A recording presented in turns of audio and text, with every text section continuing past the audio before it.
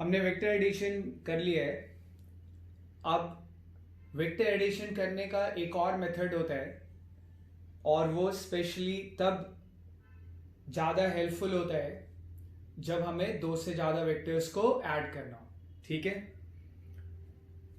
तो उसके लिए हमें पहले ऑल्टरनेट मेथड पढ़ने के लिए पहले हमें unit vectors along the axis पढ़ना पड़ेगा। यूनिट वेक्टर्स हमें पता है क्या होता है। यूनिट वेक्टर्स का मैग्नीट्यूड 1 होता है और यूनिट वेक्टर सिर्फ डायरेक्शन बताते हैं।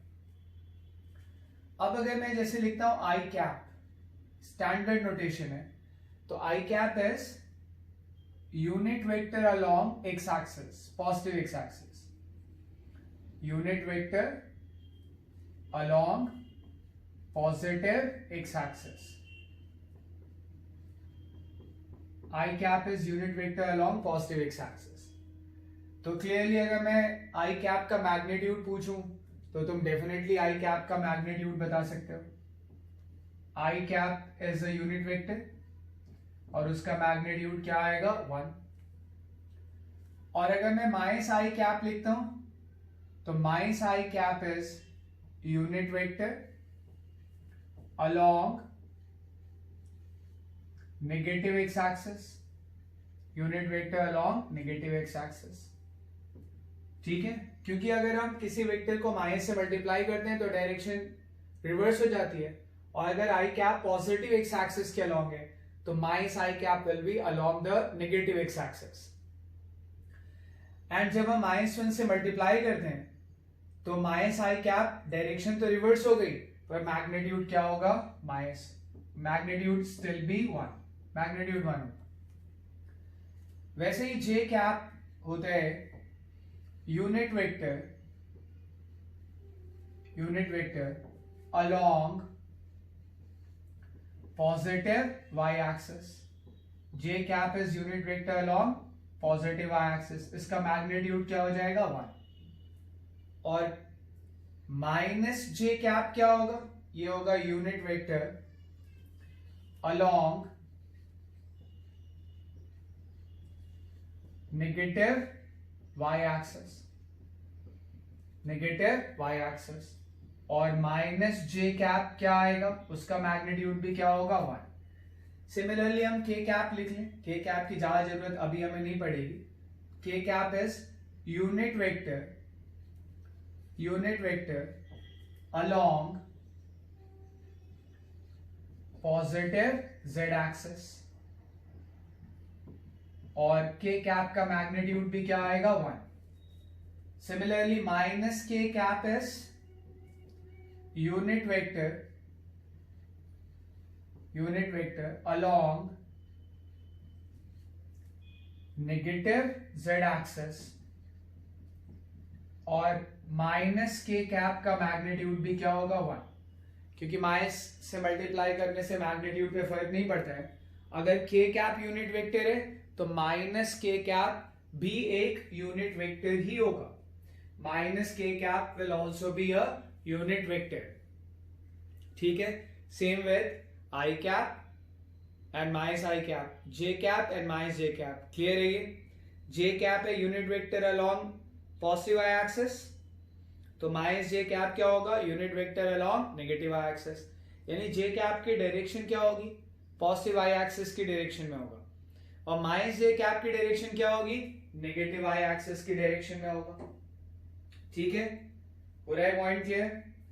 अब जरा हम इसको देखें कि ये तो यूनिट वेक्टर्स हैं, जरा हम इसको थोड़ा यूज करें। पहले हम इसका थोड़ा यूज करें जो हमने अभी अभी पढ़ा है। सपोज करो ये y एक्सिस है, ये x एक्सिस है।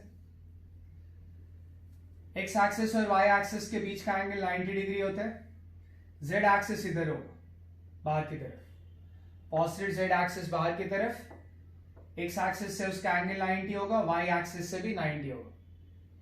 तीनों एक्सिस म्यूचुअली परपेंडिकुलर है और नेगेटिव z एक्सिस अंदर की तरफ होगा।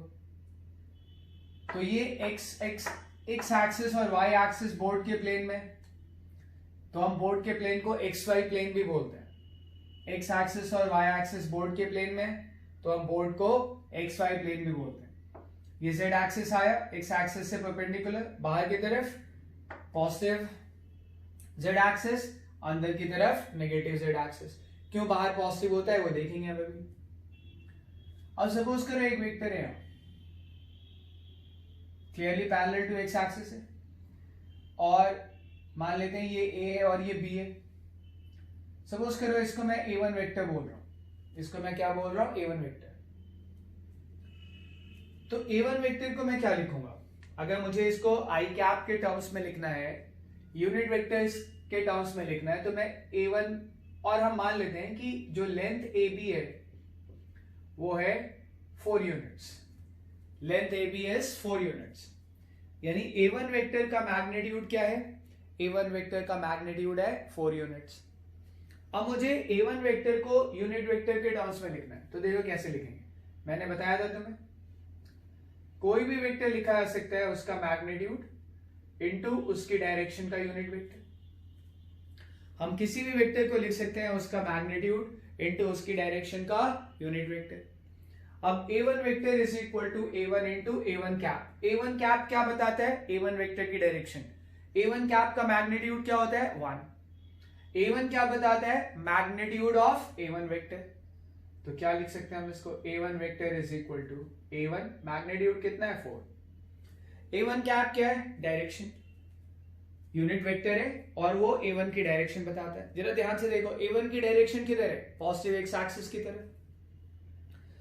तो इस A1 कैप को जो यूनिट वेक्टर है उसको हम दूसरा यूनिट वेक्टर आई कैप लिख सकते हैं, क्योंकि आई कैप क्या बताता है, डायरेक्शन बताता है। आई कैप सिर्फ क्या बताता है, डायरेक्शन बताता है। क्लियर है ये। और अगर आई कैप डायरेक्शन बताता है तो आई कैप की डायरेक्शन होती क्या है, पॉजिटिव एक्स एक्सिस। तो अगर मुझे कोई ऐसे वेक्टर लिख के दे A1 वेक्टर बराबर 4 आई कैप, तो मैं कहूंगा कि भाई A1 वेक्टर का मैग्नीट्यूड 4 है और उसकी डायरेक्शन आई कैप है, और डायरेक्शन आई कैप है मतलब उसकी डायरेक्शन जो है वो एक्स एक्सिस के अलोंग है, पॉजिटिव एक्स एक्सिस के अलोंग है। ठीक है। सपोज करो यहां पे मुझे कोई A2 वेक्टर देता है, A2 vector -7 i cap, -7 i cap, और मुझसे डायरेक्शन पूछा जाता है इस वेक्टर का और मैग्नीट्यूड पूछा जाता है। तो सबसे पहली बात कि डायरेक्शन वेक्टर का कभी भी नेगेटिव नहीं होता, वेक्टर की डायरेक्शन कभी नेगेटिव नहीं आएगी। तो A2 वेक्टर मैं इसको ऐसे लिखूंगा 7 इंटू माइनस आई कैप। अब मैं बता सकता हूं कि A2 वेक्टर का मैग्नीट्यूड कितना है और मैं बता सकता हूं A2 वेक्टर की डायरेक्शन किधर है। क्लियर है ये। A2 वेक्टर का मैग्नीट्यूड आएगा, A2 वेक्टर का मैग्नीट्यूड ये जो यहां लिखा है दैट इज 7। ये तो यूनिट वेक्टर हो गया ना, और अगर यूनिट वेक्टर हो गया तो यूनिट वेक्टर के साथ जो लिखा हुआ है वो उसका क्या है, मैग्नीट्यूड। क्योंकि किसी वेक्टर को हम लिखते हैं तो उसका यूनिट वेक्टर और उससे जो मल्टीप्लाई हो रहा होता है वो क्या होता है, मैग्नीट्यूड। तो A2 वेक्टर का मैग्नीट्यूड क्या हो गया, 7, और A2 वेक्टर की डायरेक्शन यानी A2 वेक्टर के अलोंग यूनिट वेक्टर क्या है, माइनस आई क्या। कंपेयर कर भाई, किसी वेक्टर को ऐसे लिखा जा सकता है A2 vector is equal to A2 का मैग्नीट्यूड इंटू A2 के अलोंग यूनिट वेक्टर। A2 के अलोंग यूनिट वेक्टर दरअसल क्या बताता है, A2 वेक्टर की डायरेक्शन बताता है। अब तुम इस वेक्टर को इससे कंपेयर करो तो A2 कितना आया, 7। तुम इससे कंपेयर नहीं कर सकते थे, जैसे मुझे दिया गया है A2 is equal to -7 i cap, तुम ये नहीं कह सकते थे कि A2 vector is equal to A2 into A2 के कैप होता है। ठीक है। अब तुम ये नहीं कह सकते हो कि A2 बराबर -7 होगा, नहीं होगा A2 बराबर -7। क्यों, क्योंकि मैग्नीट्यूड कभी नेगेटिव नहीं होता है। आ रही बात समझ में। तो इसको पहले मैं क्या लिखूंगा, मैं इसको लिखूंगा A2 vector is equal to 7 minus i cap. ये दरअसल यूनिट वेक्टर है A2 का, ये A2 का मैग्नीट्यूड है। कोई भी वेक्टर कैसे लिखा जा सकता है, कोई भी वेक्टर लिखा जा सकता है उसका मैग्नीट्यूड इनटू उसका यूनिट वेक्टर। तो क्लियरली तुम देखो मैग्नीट्यूड ऑफ A2 कितना है, 7, और A2 कैप कंपेयर करो, देखो क्या आ रहा है A2 कैप। A2 कैप दरअसल डायरेक्शन बताता है। A2 कैप दरअसल A2 का यूनिट वेक्टर है, और A2 का unit vector A2 cap compare करो, देखो क्या आ रहा है, माइनस आई कैप। यानी A2 की डायरेक्शन पता चलती है A2 कैप से, वो क्या आ रही है, माइनस आई कैप। और डायरेक्शन अगर -i कैप आ रही है इसका मतलब डायरेक्शन जो है वो नेगेटिव एक्स एक्सिस है। A2 की डायरेक्शन क्या है, नेगेटिव एक्स एक्सिस, 7 यूनिट उसकी लेंथ है और उसकी डायरेक्शन क्या है, कोई भी पॉइंट मान ले, जैसे इसको B मान लेते हैं, इसको A मान लेते हैं, या P और Q मान लो। अगर हम इसको P और Q मान लें तो जो A2 वेक्टर की डायरेक्शन है, जो A2 वेक्टर की डायरेक्शन है, ठीक है, वो किधर है, नेगेटिव एक्स एक्सिस, और उसका मैग्नीट्यूड कितना है, 7। यानी मैं कह सकता हूं A2 का मैग्नीट्यूड यानी PQ की लेंथ, PQ की लेंथ कितनी है, 7। और उसकी डायरेक्शन किससे पता चलती है, उसके यूनिट वेक्टर से। A2 का यूनिट वेक्टर कितना है, माइनस आई कैप, और माइनस आई कैप डायरेक्शन बताता है, कौन सी डायरेक्शन बताता है, नेगेटिव एक्स एक्सिस, ठीक है। तो इस तरह से हम लिख सकते हैं, सपोज करो अब मेरे पास कोई एक वेक्टर है जो कि y एक्सिस के पैरेलल है, ठीक है, y एक्सिस के पैरेलल एक वेक्टर है, AB वेक्टर, और उसको सपोज करो मैं A वेक्टर बोलता हूं, और उसकी जो लेंथ है, उसकी जो लेंथ है लाइन सेगमेंट की, वो सपोज करो 5 यूनिट्स है, और मुझसे अब A वेक्टर को रिप्रेजेंट करना है in terms of unit vector. मैं क्या लिखूंगा, पहले मैग्नीट्यूड लिखूंगा और फिर डायरेक्शन का यूनिट वेक्टर मल्टीप्लाई कर दूंगा। डायरेक्शन क्या है इसकी, पॉजिटिव y एक्सिस, डायरेक्शन का यूनिट वेक्टर क्या आ गया, j कैप, तो A vector is equal to 5 j cap. Suppose करो इधर एक वेक्टर है PQ वेक्टर, डायरेक्शन नीचे जा रही है, इसकी डायरेक्शन नेगेटिव y एक्सिस के अलॉन्ग है, मान लो ये B वेक्टर है, और सपोज करो जो PQ की लेंथ है, PQ लेंथ है वो है 12 यूनिट्स, PQ लेंथ है 12 यूनिट्स, तो मैं B वेक्टर को क्या लिख सकता हूं, मैं B वेक्टर को लिख सकता हूं, उसका मैग्नीट्यूड कितना है 12, और उसकी डायरेक्शन का यूनिट, भाई मैग्नीट्यूड लिखो और उसके डायरेक्शन का यूनिट वेक्टर मल्टीप्लाई कर दो। याद रखना हमेशा किसी वेक्टर को हम क्या लिख सकते हैं, उसका मैग्नीट्यूड इनटू उसकी डायरेक्शन का यूनिट वेक्टर, या उसकी डायरेक्शन में यूनिट वेक्टर। इसकी डायरेक्शन किधर है, नेगेटिव y एक्सिस, उसकी डायरेक्शन का यूनिट वेक्टर क्या आएगा, माइनस j कैप, क्या आएगा, माइनस j कैप। तो B वेक्टर को हम क्या लिख सकते हैं, B वेक्टर को लिख सकते हैं -12 j कैप। भले हमने -12 j कैप लिख दिया, पर मैग्नीट्यूड कभी -12 नहीं होगा, मैग्नीट्यूड तो हमेशा ही क्या होगा, +12। वो माइनस तो दरअसल किसका है, j कैप का, माइनस तो दरअसल क्या बताता है, direction, magnitude will always be positive. तो अब अभी हमने जो यूनिट वेक्टर्स पढ़ा है उसका हम यूज करेंगे वेक्टर्स को रिजॉल्व करने के लिए। रिजॉल्व करने का मतलब क्या होता है अभी तुम्हें क्लियर होगा, और फिर उसके बाद हम उसको यूज करेंगे to find, to add the 2 vectors और मोर देन 2 वेक्टर्स। तो ये बहुत इंपॉर्टेंट कंसेप्ट होता है पूरी फिजिक्स में, वेक्टर्स का रिजॉल्व करना। ये इनवेरिएबली हर चैप्टर में आता ही आता है, कुछ एक को छोड़ के, कि जब हमें वेक्टर्स को रिजॉल्व करने की जरूरत पड़ती है, क्योंकि हर चैप्टर में कोई ना कोई फिजिकल क्वांटिटी वेक्टर होता है और हमें इसको रिजॉल्व करने की जरूरत होती है। ये एक्स एक्सिस है, ये वाई एक्सिस है, और सपोज करो एक वेक्टर है जिसका टेल मैंने ओरिजिन पे बनाया। किसी वेक्टर को जब रिजॉल्व करते हैं तो उसका टेल हम ओरिजिन पे बना लेते हैं। किसी वेक्टर को जब हम रिजॉल्व करते हैं तो हम उसका टेल कहां पे बना लेते हैं, ओरिजिन पे। तो ए वेक्टर को मैं रिजॉल्व कर रहा हूं, और ए वेक्टर को अगर मैं रिजॉल्व कर रहा हूं तो हमें जिस वेक्टर को रिजॉल्व करना है, हमें जिस वेक्टर को रिजॉल्व करना है, हम उसका टेल कहां पे रख लेंगे, ओरिजिन पे, ठीक है। रिजॉल्व करने का मतलब क्या है, देखो तुम अगर ध्यान से देखो तो, जैसे अगर मैं ये वेक्टर लूं तो इसकी डायरेक्शन एक्स एक्सिस के अलॉन्ग है, अगर मैं ये वेक्टर लूं तो इसकी डायरेक्शन वाई एक्सिस के अलॉन्ग है। यानी कोई भी इसकी डायरेक्शन एक्स एक्सिस के अलॉन्ग है यानी हम आई कैप के अलॉन्ग बोल सकते हैं, इसकी डायरेक्शन वाई एक्सिस के अलॉन्ग है यानी हम जे कैप के अलॉन्ग बोल सकते हैं। पर ये जो वेक्टर है उसकी डायरेक्शन ना तो एक्स एक्सिस के पैरेलल है ना वाई एक्सिस के पैरेलल है। वो तो दरअसल एक्स एक्सिस से कितना एंगल बना रहा है, थीटा। वो दरअसल एक्स एक्सिस से एंटी क्लॉकवाइज डायरेक्शन में कितना एंगल बना रहा है, थीटा, ठीक है। तो इसको अगर तुम ध्यान से देखो तो अगर मान लो ये डिस्प्लेसमेंट वेक्टर है, अगर ये डिस्प्लेसमेंट वेक्टर है ना, और कोई ओ से सपोज करो पी पे गया, कोई ओ से पी पे गया, तो वो क्या वो पूरी तरह से x के अलोंग जा रहा है? नहीं। क्या पूरी तरह से y के अलोंग जा रहा है? नहीं। वो एक एंगल पे जा रहा है, तो उसका डिस्प्लेसमेंट राइट हैंड साइड की तरफ भी हो रहा है और उसका डिस्प्लेसमेंट ऊपर की तरफ भी हो रहा है। कोई पार्टिकल अगर O से P गया तो बात है कि अगर वो O से P गया तो x एक्सिस के अलोंग नहीं गया, y एक्सिस के अलोंग भी पूरी तरह से नहीं गया, पर वो जब O से P गया तो राइट की तरफ भी थोड़ा गया और ऊपर की तरफ भी थोड़ा गया, यानी उसके डिस्प्लेसमेंट में राइट की तरफ भी हो रहा है और उसका डिस्प्लेसमेंट ऊपर की तरफ भी हो रहा है। ठीक है, अब हमें यही बताना है कि जब वो O से P जा रहा है तो राइट की तरफ कितना जा रहा है एंड ऊपर की तरफ कितना जा रहा है। यानी बेसिकली मुझे बताना है कि अगर कोई पार्टिकल O से P गया तो वो x एक्सिस के अलोंग कितना मूव कर गया, x एक्सिस के पैरेलल कितना मूव कर गया और वो y एक्सिस के पैरेलल कितना मूव कर गया।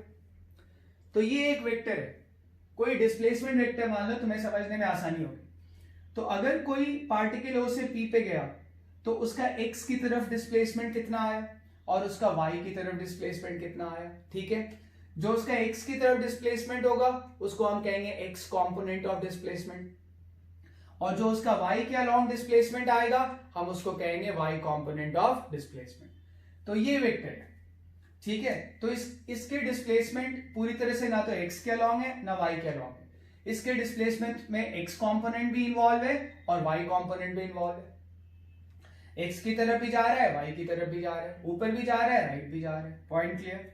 तो अब जरा तुम देखो यहाँ पे ध्यान से कि जो डिस्प्लेसमेंट वेक्टर है हमारा, है ना, जो डिस्प्लेसमेंट वेक्टर है हमारा, अगर तुम उसको देखो, ठीक है, तो क्या आएगा, या कोई भी वेक्टर मान लो, जरूरी नहीं कि डिस्प्लेसमेंट वेक्टर हो, इसका x कंपोनेंट निकालेंगे कैसे। तो देखो, टू फाइंड या to get the x component, पहले ये बात क्लियर हो कि वेक्टर का टेल ओरिजिन पे होना चाहिए। To get the x component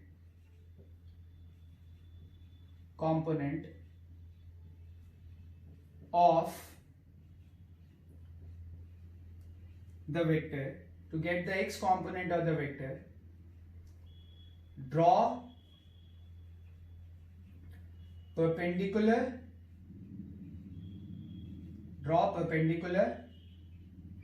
from head of the vector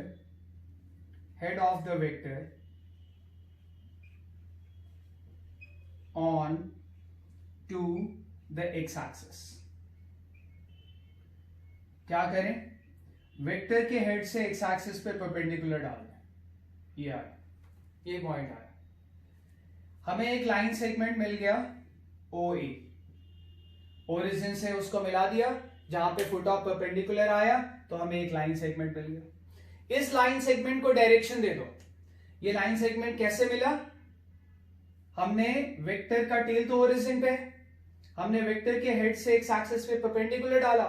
जब हमने वेक्टर के हेड से x एक्सिस पे परपेंडिकुलर डाला तो जहां पे परपेंडिकुलर आया वहां पे एक पॉइंट बना लो, क्लियर है ये। और ओरिजिन से उस पॉइंट तक हमें एक लाइन सेगमेंट मिल गया, ओरिजिन से फुट ऑफ परपेंडिकुलर तक। ये जो लाइन सेगमेंट मिला है इसको हम डायरेक्शन दे देंगे तो हमारे पास x कंपोनेंट ऑफ वेक्टर आ जाएगा। डायरेक्शन किधर देंगे, जहां पे वेक्टर का टेल है वहां तो हम टेल बनाएंगे, पर जहां पे फुट ऑफ परपेंडिकुलर आया वहां पे हम हेड बनाएंगे। क्लियर है ये, आ रही बात समझ में। Let the foot of perpendicular is at A, ठीक है, we get a line segment OA, we get a line segment OA, ठीक है। If we make tail at origin and head at A, then we get the x component of the vector, तो vector का x component निकालने के लिए हम क्या करेंगे, वेक्टर के हेड से एक्स एक्सिस पे परपेंडिकुलर डाल देंगे। परपेंडिकुलर जहां पे आया उस पॉइंट को ए बोल दो। ओरिजिन से लेके उस पॉइंट तक एक लाइन सेगमेंट बना लो, उस लाइन सेगमेंट को डायरेक्शन दे दो। कैसे दोगे डायरेक्शन? टेल बनाओगे ओरिजिन पे और हेड बनाओगे फुट ऑफ परपेंडिकुलर पे। तो ये जो अब डायरेक्शन मिल गया, ये जो डायरेक्टेड लाइन सेगमेंट मिल गया, यही दरअसल एक्स कंपोनेंट है ए वेक्टर का। यानी वेक्टर ए का जो एक्स कंपोनेंट है वो भी एक वेक्टर होगा, ए एक्स वेक्टर। क्लियर है? ये ए एक्स वेक्टर आ गया। आ रही बात समझ में? अब तुम देखो y कंपोनेंट कैसे आएगा, तुम खुद से लिखना और लिखना जरूर। To get the y component of the vector, draw perpendicular from head of the vector on the x axis. जब निकाल रहे थे तो एक्स एक्सिस था, ठीक है। अब जब y component of the vector निकालेंगे तो हम कहेंगे to get the y component of the vector, draw perpendicular from head of the vector on to the y axis. Clear है? ये यहां से परपेंडिकुलर डाल दो। मान लो परपेंडिकुलर कहां पे आया, फुट ऑफ परपेंडिकुलर बी पे आया। और अगर फुट ऑफ परपेंडिकुलर बी पे आया तो हमें एक लाइन सेगमेंट मिल गया, और हमें जो लाइन सेगमेंट मिल गया तो इसको डायरेक्शन दे दे, इसको हम डायरेक्शन दे देंगे। क्लियर है ये? तो यही क्या मिल जाएगा हमें, y कंपोनेंट। क्लियर? अब डायरेक्शन के लिए क्या करेंगे, let the foot of perpendicular is at B, we get a line segment OB। देखो मिला OB। if we make tail at origin and head at A था, तब था head at A, अब क्या आएगा, head at B, then we get the x component of the vector। Clear हो रहा है ये? हम क्या करें, ओरिजिन पे टेल बना दें और हेड कहां पे बना दें, B पे, then we get the y component of the vector। Clear है? एक बार फिर से बता देता हूं। To get the y component of the vector, draw perpendicular from head of the vector on the y axis। कर दिया draw। Let the foot of perpendicular is at B, ठीक है। We get a line segment, और foot of perpendicular B पे आया तो हमें एक line segment OB मिला। If we make tail at the origin and head at B, then we get the y component of the vector। और vector का y component भी एक वेक्टर हो। तो इस तरह से हम वेक्टर्स को रिजॉल्व करते हैं। एक्स कंपोनेंट निकालने के लिए एक्स एक्सिस पे परपेंडिकुलर डाल देते हैं हेड से, और वाई कंपोनेंट निकालने के लिए वाई एक्सिस पे परपेंडिकुलर डाल देते हैं हेड से। और जो जिस वेक्टर को रिजॉल्व कर रहे हैं, जैसे यहाँ पे हम किस वेक्टर को रिजॉल्व कर रहे हैं, ए वेक्टर को रिजॉल्व कर रहे हैं। अगर हम यहाँ पे ए वेक्टर को रिजॉल्व कर रहे हैं तो ए वेक्टर का टेल कहां पे होना चाहिए, मस्ट है कहां पे होना चाहिए, ओरिजिन पे। या कह लो जहां पे ए वेक्टर का टेल है वहीं पे ओरिजिन मान लो, ठीक है। तुम्हें सोचने में आसानी रहेगी। जहां पे ए वेक्टर का टेल है वहीं पे ओरिजिन ले लो। एक्स एक्सिस बनाओ, वाई एक्सिस बनाओ। एक्स कंपोनेंट कैसे निकालोगे, पी से एक्स एक्सिस पे परपेंडिकुलर डाल दो। वाई कंपोनेंट कैसे निकालोगे, पी से वाई एक्सिस पे परपेंडिकुलर डाल दो। जहां एक्स एक्सिस पे परपेंडिकुलर आया ए, तो एक लाइन सेगमेंट मिला OA। फिर क्या करोगे, उस लाइन सेगमेंट को डायरेक्शन दोगे, टेल बनाओगे ओरिजिन पे, हेड बनाओगे ए पे। ये आ गया एक्स वेक्टर, वैसे ही आ जाएगा ये वाई वेक्टर। क्लियर है? अब तुम देखो जरा मैं ए एक्स वेक्टर और ए वाई वेक्टर को ऐड कर दूं। मैं ए एक्स वेक्टर और ए वाई वेक्टर को ऐड कर दूं। कैसे ऐड करते हैं, ट्रायंगल लॉ से देखना। अगर मैं ए एक्स वेक्टर और ए वाई वेक्टर को ऐड करूंगा, देखना इधर, अगर मैं ए एक्स वेक्टर और ए वाई वेक्टर को ऐड करूंगा, ये ए एक्स वेक्टर है, ए तक आया ओ, ये ए वाई वेक्टर है, बी तक आया। जरा ध्यान से देख लो, इसको उठा के यहां पे ले आओ। मैं ट्रायंगल लॉ से कर रहा हूं, ट्रायंगल लॉ ही ज्यादा कन्वीनियंट रहता है। फर्स्ट वेक्टर के हेड पे ये ए एक्स वेक्टर है, ये ए वाई वेक्टर है। फर्स्ट वेक्टर के हेड पे सेकेंड वेक्टर का टेल लगा दो। देखो ये ए वाई वेक्टर बन गया, उसको उठा के यहां पे लगा दिया। फर्स्ट वेक्टर के हेड पे सेकंड वेक्टर का टेल लगाया, उसके बाद पहले के टेल से दूसरे के हेड को ज्वाइन कर दो। ठीक है, देखो ये क्या आया, इसमें करके देख लो। ये x vector A Y vector है, और फर्स्ट वेक्टर यानी ए एक्स वेक्टर के हेड पे ए वाई वेक्टर का टेल आके लगा दो। लगा दिया, ऐसे उठा के यहां पे रख दो। ये ए वाई वेक्टर है, ऐसे तो ऐड होता है। तो ए एक्स वेक्टर के हेड पे मैंने ए वाई का टेल लगाया, फिर पहले के टेल से दूसरे के हेड को ज्वाइन कर दिया, आ गया। ये कौन सा पॉइंट आया होगा? डेफिनेटली ये पी पॉइंट आया होगा। ये कौन सा वेक्टर बना? ओपी वेक्टर बना। जब मैंने ए एक्स वेक्टर और ए वाई वेक्टर को ऐड किया और पहले के टेल से दूसरे के हेड को ज्वाइन कर दिया, देखो ये ए एक्स ए वाई, यही लाइन है, यही ज्वाइन हुआ है। इस डायग्राम में कौन सा वेक्टर आया? ओपी वेक्टर आया। और ओपी वेक्टर दरअसल कौन सा वेक्टर है? A vector. यानी अगर तुम किसी वेक्टर के कंपोनेंट्स जैसे A x vector, what is A x vector? A x vector is x component of A vector, x component of a vector. What is a y vector? A y vector is y component of a vector, y component of a vector. Clear है? ये आ जाएगा y component of a vector। और a vector क्या है? ax vector और ay vector को add किया, देखो ये ax वेक्टर है, इसके हेड पे ay वेक्टर का टेल लाके लगाएंगे, फिर क्या कहते हैं, फर्स्ट के टेल और लास्ट के हेड को ज्वाइन करते हैं, कर दिया तो ओपी तो मिलेगा, क्योंकि ओ वाई जब लाओगे यहाँ पे इसी के पैरेलल लिखोगे तो ये ओबी है, इसको उठा के यहाँ पे रखा तो इसका हेड पी तक जाएगा कि नहीं, और पहले के टेल से अगर दूसरे के हेड को मिलाओगे तो ओपी वेक्टर ही तो मिला, जैसे यहाँ पे मैंने लिखा है। और ये ओपी वेक्टर ही क्या है? A vector. यानी ए एक्स वेक्टर और ए वाई वेक्टर को ऐड कर रहे हैं तो क्या मिल रहा है? ए वेक्टर मिल रहा है। तो याद रखना हमेशा कि जब हम वेक्टर के किसी वेक्टर के कंपोनेंट्स को ऐड करते हैं, वेक्टर सम करते हैं, तो हमें उसका वेक्टर मिल जाता है। जब हम किसी वेक्टर के कंपोनेंट्स का वेक्टर सम करते हैं, जब हम किसी वेक्टर के कंपोनेंट का वेक्टर सम करते हैं तो हमें वो वेक्टर मिल जाता है। पॉइंट क्लियर है ये? जब हम किसी वेक्टर के कंपोनेंट का वेक्टर सम करते हैं तो हमें वही वेक्टर मिल जाता है। ये बड़ा इंपॉर्टेंट रिलेशन है। A x vector plus A Y vector is equal to A vector. अब ए एक्स क्या डिनोट करेगा? ए एक्स डिनोट करेगा ए एक्स वेक्टर का मैग्नीट्यूड। ए वाई क्या डिनोट करेगा? ए वाई डिनोट करेगा वाई कंपोनेंट का मैग्नीट्यूड। और ए क्या डिनोट करेगा? ए डिनोट करेगा ए वेक्टर का मैग्नीट्यूड। क्लियर है? यहां तुम्हें साफ साफ दिख रहा है, यहां तुम्हें साफ साफ दिख रहा है OP square is equal to O A square plus AP square दिख रहा है। ओपी है क्या? ए वेक्टर की length, that is A vector का मैग्नीट्यूड। तो ए वेक्टर के मैग्नीट्यूड का square is equal to O A square. O A क्या है? ओ ए है ए एक्स वेक्टर की लेंथ, यानी ए एक्स वेक्टर का मैग्नीट्यूड। ओ ए क्या है? ए एक्स वेक्टर का मैग्नीट्यूड। तो ए एक्स का स्क्वायर, मैग्नीट्यूड से वेक्टर साइन हटा लेते हैं। एपी क्या है?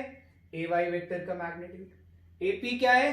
ए वाई वेक्टर का मैग्नीट्यूड। क्लियर है ये? और ए वाई के वेक्टर का मैग्नीट्यूड है एपी, तो सिंपली मैं ए वाई लिख सकता हूं। तो मेरे पास एक रिलेशन मैग्नीट्यूड के लिए ये आ गया कि ए के मैग्नीट्यूड का स्क्वायर, ए वेक्टर के मैग्नीट्यूड का square is equal to A x vector के मैग्नीट्यूड का स्क्वायर, यानी एक्स कंपोनेंट के मैग्नीट्यूड का स्क्वायर प्लस वाई कंपोनेंट के मैग्नीट्यूड का स्क्वायर। तो मैग्नीट्यूड वाइज ये रिलेशन है और वेक्टर में ये रिलेशन है, A x vector plus A Y vector is equal to A vector.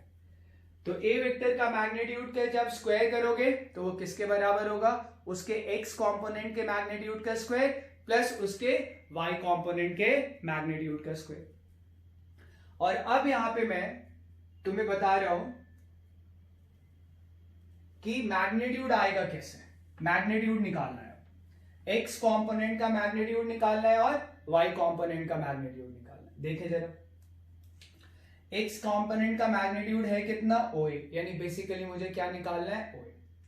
ठीक, देखें सबसे पहले अब हम यहां पे निकालना चाह रहे हैं magnitude of x component of vector A.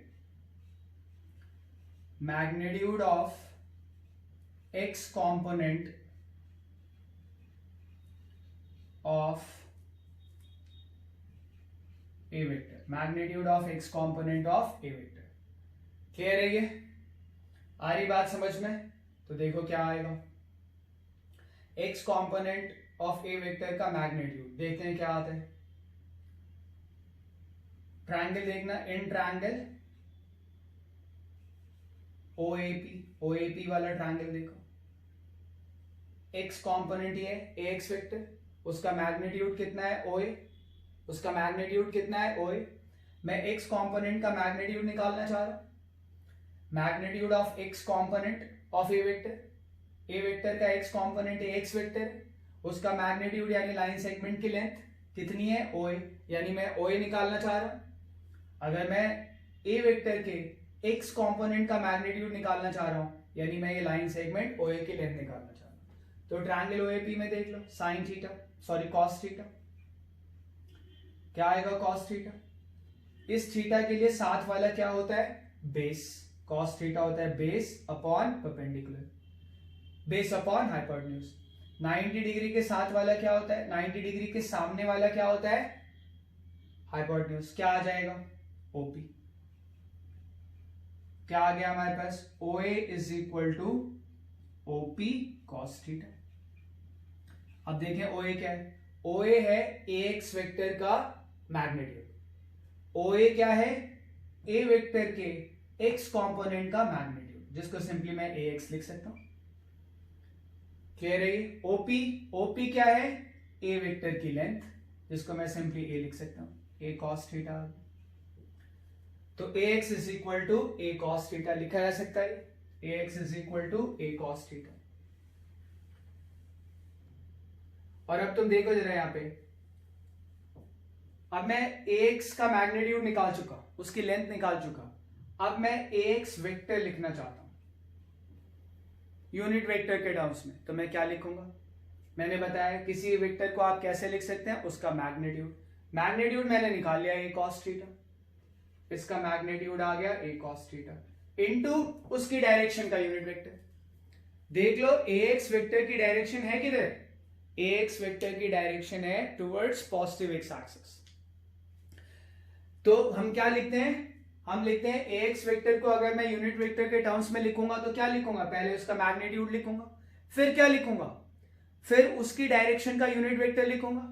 A x vector की डायरेक्शन है किधर, पॉजिटिव एक्स एक्सिस, और मुझे क्या लिखना है, ए एक्स वेक्टर की डायरेक्शन का यूनिट वेक्टर, और ए एक्स वेक्टर की डायरेक्शन है पॉजिटिव एक्स एक्सिस, और पॉजिटिव एक्स एक्सिस का यूनिट वेक्टर क्या होता है आई कैप। तो ये मैंने मैग्नीट्यूड लिख दिया, अब उसकी डायरेक्शन का यूनिट वेक्टर, तो ए एक्स वेक्टर क्या आ गया, ए cos theta I cap, A x vector क्या आ गया, ए cos theta I cap. Point clear है। अब इसी तरह से हम ए वाई वेक्टर भी लिख सकते हैं, उसी ट्रायंगल में देखेंगे कैसे निकालेंगे हम। तो मैग्नीट्यूड ऑफ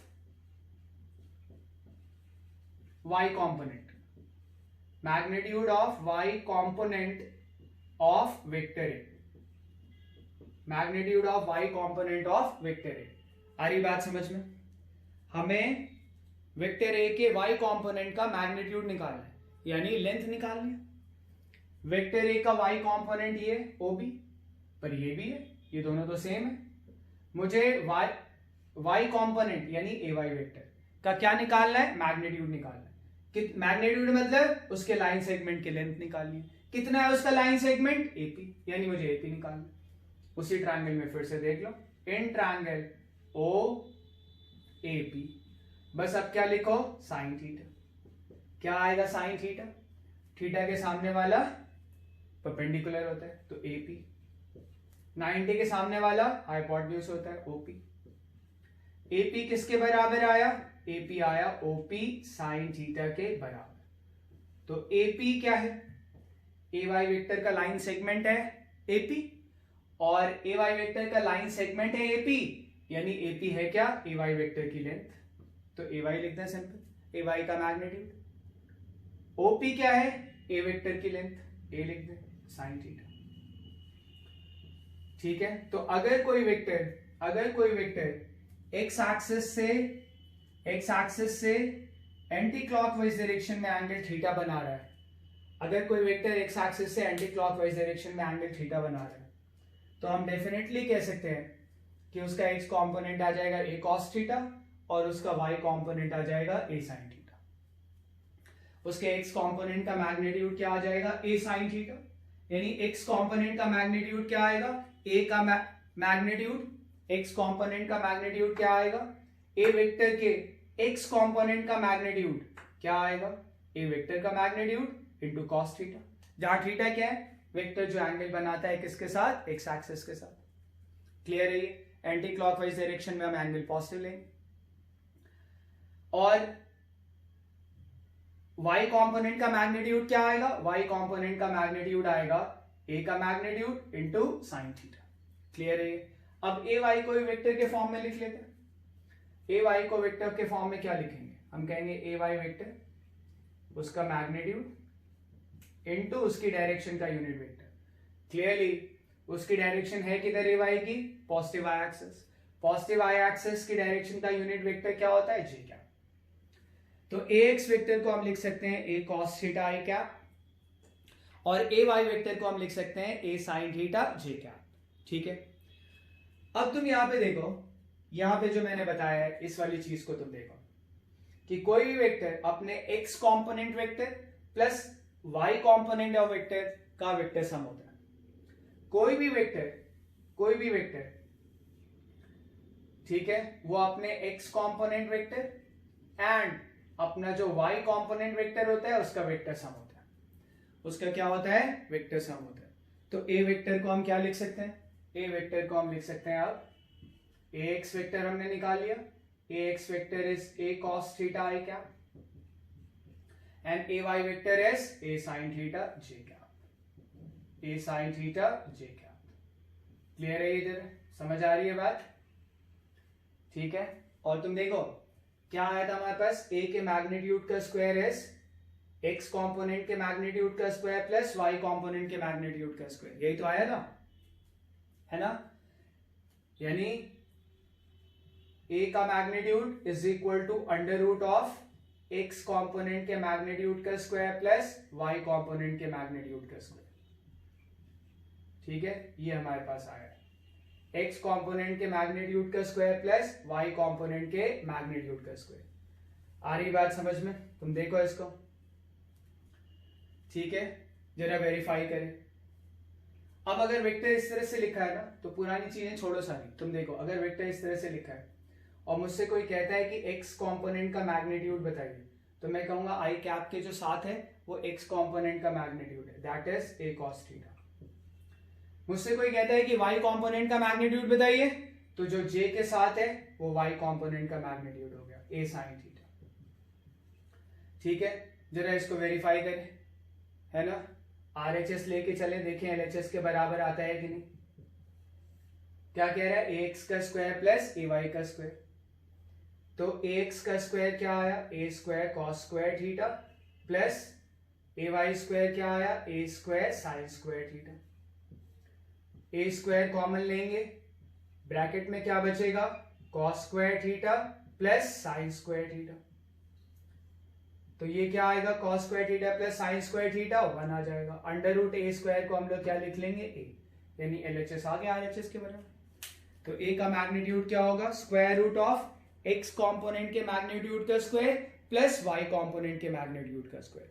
पॉइंट क्लियर हो रहा है? अभी मैं इसको अब थोड़ा और एलोबरेट करता हूं। ठीक है, मैंने एक वेक्टर लिखा है, A vector is equal to 4i cap plus 3j cap, है ना। मैं अब इस वेक्टर के x कंपोनेंट का मैग्नीट्यूड लिखूंगा और इस वेक्टर के y कंपोनेंट का मैग्नीट्यूड लिखूंगा। फिर मैं इस वेक्टर के लिए मैं क्या निकालूंगा, इस वेक्टर का मैग्नीट्यूड निकालूंगा। फिर मैं इस वेक्टर का क्या निकालूंगा, मैग्नीट्यूड, और फिर मैं इस वेक्टर का क्या निकालूंगा, डायरेक्शन। ठीक है, तो ए वेक्टर के लिए हम यहां पे सब कुछ करेंगे, ए वेक्टर का मैग्नीट्यूड लिखेंगे और ए वेक्टर की डायरेक्शन भी निकालेंगे। पहले देखें जरा, कंपेयर करें इसको इससे, ए वेक्टर बराबर ए x I cap plus A Y J cap से क्या आएगा, एक्स कंपोनेंट का मैग्नीट्यूड तुम्हें दिख रहा है, आई कैप के साथ वाला एक्स कंपोनेंट होता है का मैग्नीट्यूड, और जे कैप के साथ वाला y कंपोनेंट का मैग्नीट्यूड होता है। ठीक है, अब मैं ए वेक्टर का मैग्नीट्यूड निकालूंगा। क्या आएगा ए वेक्टर का मैग्नीट्यूड, x कंपोनेंट के मैग्नीट्यूड का स्क्वायर प्लस वाई कॉम्पोनेंट के मैग्नीट्यूड का स्क्वायर। क्या आ गया? अंडर रूट ऑफ 4 का स्क्वायर प्लस 3 का स्क्वायर। इनको ऐड करेंगे, अंडर रूट 25 दैट इज 5 आ जाएगा। यानी ए वेक्टर का मैग्नीट्यूड कितना आ गया? 5। ए वेक्टर का मैग्नीट्यूड कितना आ गया? 5। अब हम जरा इसकी डायरेक्शन निकालें। तो ए वेक्टर का मैग्नीट्यूड हमने निकाल लिया, अब डायरेक्शन देखें कैसे आएगा। तो इस वेक्टर को ना प्लॉट करना सीखें एक्स वाई प्लेन पे। इस वेक्टर को हम एक्स वाई प्लेन पे जरा प्लॉट करना सीखते हैं। ये वेक्टर क्या कह रहा है? ये वेक्टर कह रहा है कि जो ax वेक्टर है ये पूरा x कंपोनेंट होता है, ये पूरा y कंपोनेंट है। तो जरा हम x कंपोनेंट को लिखें। x कंपोनेंट क्या है? 3i cap. यानी अब x कंपोनेंट वेक्टर की अगर बात करें तो x component vector 3i cap है। x कंपोनेंट का मैग्नीट्यूड जो है, sorry, x component vector 4i cap है और x कंपोनेंट का मैग्नीट्यूड 4 है, पर x कंपोनेंट वेक्टर क्या है? 4i cap. क्या पता चलता है इससे? इससे पता चलता है कि ax vector x component vector का मैग्नीट्यूड 4 है और i कैप क्या बता रहा है? उसकी डायरेक्शन। i कैप क्या बता रहा है? उसकी डायरेक्शन। तो भाई 4 यूनिट, 1 2 3 4 ऐसे नाप के बनाना जरूरी नहीं है, बस ऐसे समझा रहा हूं। आगे टेल ओरिजिन पे रखा है, हेड यहां पे आएगा, डायरेक्शन क्या आ गई? डायरेक्शन आ गई इसकी पॉजिटिव एक्स एक्सिस। कैसे पता चला? आई कैप से पता चला। ये 4 यूनिट्स, लेंथ 4 यूनिट्स है। वैसे ए वाई वेक्टर देखो, ए वाई वेक्टर क्या है? ए वाई वेक्टर है 3j कैप। यानी उसका मैग्नीट्यूड कितना है? ए वाई वेक्टर जो है उसका मैग्नीट्यूड कितना है? ए वाई वेक्टर का मैग्नीट्यूड है 3 यूनिट्स। और ए वाई वेक्टर की डायरेक्शन किधर है? J cap. जे कैप बस डायरेक्शन बताता है। जे कैप का मैग्नीट्यूड तो 1 होता है, तो उसकी डायरेक्शन है जे कैप। जे कैप मतलब पॉजिटिव वाई एक्सिस। तो ए वाई वेक्टर प्लॉट कर ले। ये आए A Y vector, length 3 units, direction positive Y axis, बताया था अभी ऐसे। ठीक है। और ए वेक्टर आता कैसे? ए वेक्टर आता है x component vector plus y component vector को ऐड करके, वेक्टर सम करके। कैसे करेंगे? कैसे करेंगे? तो भाई ये ax वेक्टर है जिसकी लेंथ 4 यूनिट है, this is ax vector, this is ay vector. इसके फर्स्ट वेक्टर के हेड पे ay वेक्टर का टेल ले आओ। आ गया, ये ay वेक्टर आ गया। कितनी लेंथ है इसकी? 3 यूनिट्स। फिर क्या करो? फर्स्ट के टेल से सेकंड के हेड को एक लाइन सेगमेंट से ज्वाइन कर दो। टेल पे टेल बना लो, हेड पे हेड बना लो, डायरेक्शन दे दो। और ये आता है, दरअसल ये क्या आता है? ax वेक्टर, यानी इन दोनों वेक्टर्स का सम आता है। दो वेक्टर्स ऐसे ही ऐड होते हैं, तो ये आता है ax vector plus ay vector. और ax vector plus ay vector दरअसल क्या है? a vector. तो ये आ गया हमारा a वेक्टर, जिसका मैग्नीट्यूड हम ऑलरेडी निकाल चुके हैं 4 यूनिट्स। और अब जरा हम इसकी डायरेक्शन निकालेंगे। ठीक है, अब हम इस वेक्टर की डायरेक्शन निकालें। डायरेक्शन का मतलब है एक्स एक्सिस से एंगल निकाल लो या फिर वाई एक्सिस से निकाल लो। नाम रख देते हैं इसका ए, इसका बी और इसका पी। क्लियर है? ओ ए कितना है? ओ ए 4 यूनिट्स है। ए पी कितना है? ए पी उतना ही होगा जितना ओ बी होगा, और ओ बी कितना है? 3 यूनिट्स। अब मैं क्या करता हूं? एक्स एक्सिस से इसका एंगल निकाल लेता हूं। मान लेते हैं एंगल थीटा है। क्या आ जाएगा? Tan theta. टैन थीटा आएगा परपेंडिकुलर एपी अपॉन बेस ओए। टैन थीटा आएगा एपी इज 3, ओए इज 4। टैन थीटा 3/4 आ गया। अगर तुम्हें एंगल नहीं पता है कि टैन थीटा 3/4 किस एंगल पे होता है, तो ऐसे लिख दो, theta is equal to tan inverse 3/4। तुम्हें पता है तो तुम लिख दो, ये अप्रोक्सीमेटली कितना होता है? 37 डिग्री। नहीं पता है तो ये लिख दो, पता है तो ये लिख दो। तो डायरेक्शन भी आ गई ये वेक्टर की। तो हम, अगर कोई वेक्टर मुझे आई कैप जे कैप के फॉर्म में दे रखा है, तो मैं उसको एक्स एक्सिस और वाई एक्सिस पे प्लॉट कर सकता हूँ। और अगर मुझे एक्स एक्सिस और वाई एक्सिस पे दे रखा है, तो मैं उसको रिजॉल्व करके आई कैप और जे कैप के फॉर्म में लिख सकता हूं। मैं तुम्हें अभी एक एग्जांपल से बताता हूं। अब मैंने एक वेक्टर लिया है, ठीक है, A vector. A vector x axis से कितना एंगल बना रहा है, 30 degree in clockwise direction. A vector x axis से कितना एंगल बना रहा है, 30 डिग्री इन क्लॉकवाइज डायरेक्शन। और ए वेक्टर का लेंथ यानी मैग्नीट्यूड कितना है, 10 यूनिट्स। मैं ए वेक्टर को अब लिखना चाहता हूं आई कैप जे कैप के टर्म्स में, लिख लेंगे। मैंने तुम्हें बताया है कि ए वेक्टर का एक्स कंपोनेंट क्या होता है, ए वेक्टर के एक्स कंपोनेंट का मैग्नीट्यूड क्या होता है, ए कॉस थीटा, जहां पे थीटा क्या होता है, एक्स एक्सिस से एंगल। ए कितना है, यानी ए का मैग्नीट्यूड कितना है, 10, और थीटा कितना है, 30 degree, cos 30 degree. Cos 30 degree is √3/2, तो ये कितना आ जाएगा, 5√3, 5√3 यूनिट्स। ठीक है, तो ये एक्स कंपोनेंट का मैग्नीट्यूड आ गया 5√3 यूनिट्स। अब जरा वाई कंपोनेंट देखें, वाई कंपोनेंट, ठीक है, क्या आएगा वाई कंपोनेंट, वाई कंपोनेंट होता है ए साइन थीटा, ठीक है। ए कितना है, 10, थीटा कितना है, 30 डिग्रीज, कितना आ जाएगा, हाफ करेंगे तो 5 हो जाएगा।